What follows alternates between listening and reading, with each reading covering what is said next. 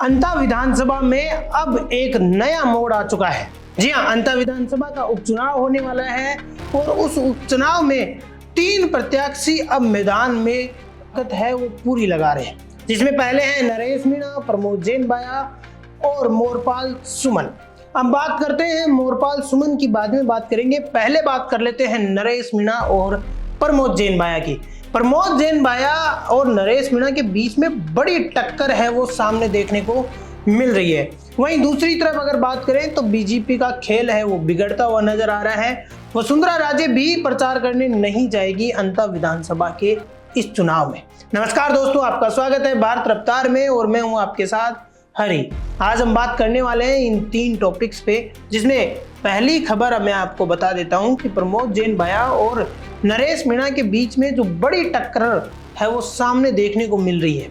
अगर ग्राउंड की हकीकत की अगर मैं बात करूं तो जो शुरुआत हुई थी रैली की, यानी 14 अक्टूबर को जो रैली की शुरुआत हुई थी, उस समय ऐसा लग रहा था कि नरेश मीणा के साथ जनसैलाब तो है, लेकिन वो अंता विधानसभा का जनसैलाब नहीं, बाहर से बुलाया हुआ जनसैलाब है।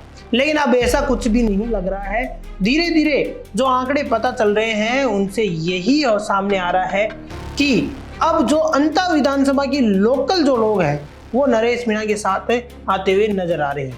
जो अब जनसैलाब नरेश मीणा के साथ चलता है, अब कुछ वीडियो आप देखेंगे, उन वीडियो में 10-10 हजार लोग भी नरेश मीणा के साथ में चलते हुए नजर आते हैं।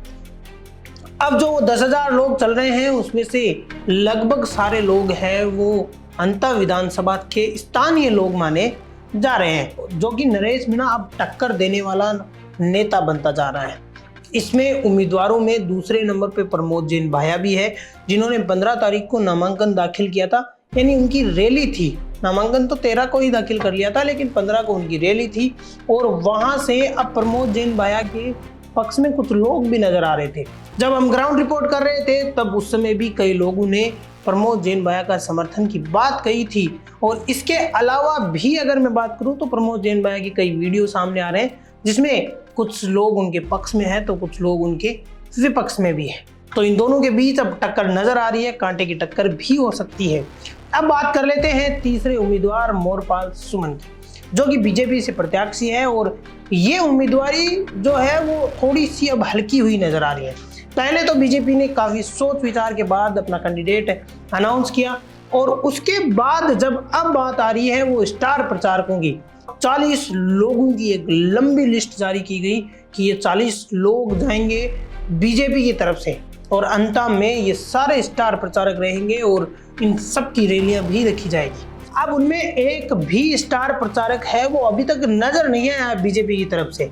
मोरपाल सुमन और कुछ लोग उनके साथ जरूर घूम रहे हैं और प्रचार कर रहे हैं, लेकिन जो स्टार प्रचारक है उनमें से कोई भी नजर नहीं आ रहा है। हालांकि वसुंधरा राजे की चर्चाएं काफी तेजी से है कि वसुंधरा राजे अब वहां पे जा सकती है प्रचार के लिए, लेकिन दूसरी तरफ खबर यह भी आ रही है कि वसुंधरा राजे प्रचार करने नहीं जाएगी। सूत्रों से पता चल रहा है कि वसुंधरा राजे अंता विधानसभा में प्रचार करने नहीं जा रही है 5 तारीख तक। 5 नवंबर के बाद वसुंधरा राजे की रैली हो सकती है, ये पता चल रहा है सूत्रों से।